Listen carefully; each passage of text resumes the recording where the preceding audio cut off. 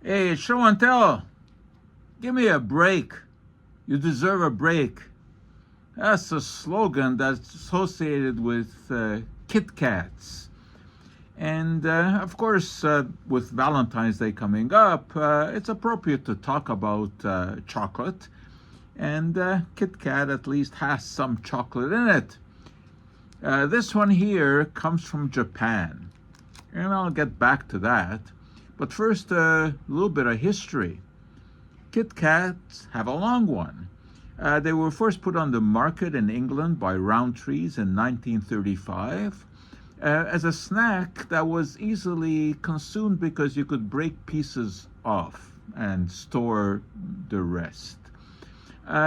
Eventually, other flavors were introduced. Orange Kit Kat was the first one, then caramel Kit Kat, and mint Kit Kat. But it was the Japanese who really took Kit Kat variants to new heights.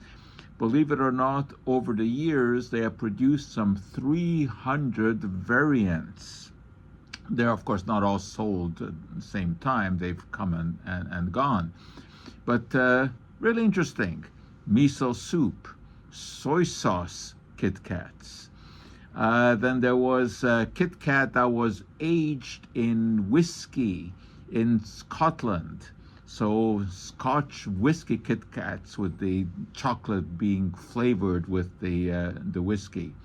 There was even a time when a limited amount, only 500 bars of Kit Kat were made, wrapped in gold leaf.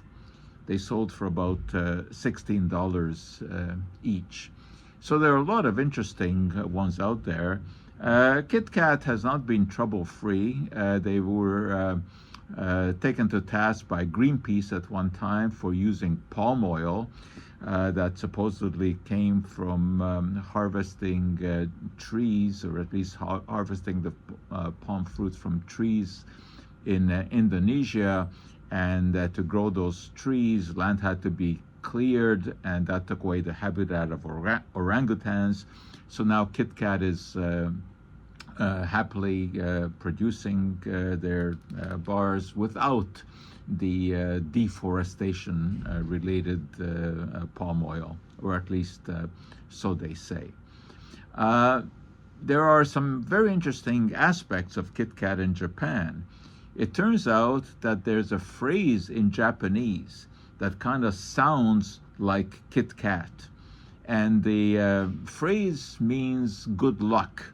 So in Japan, people look on Kit Kats as a good luck charm, especially students who apparently consume them before an exam.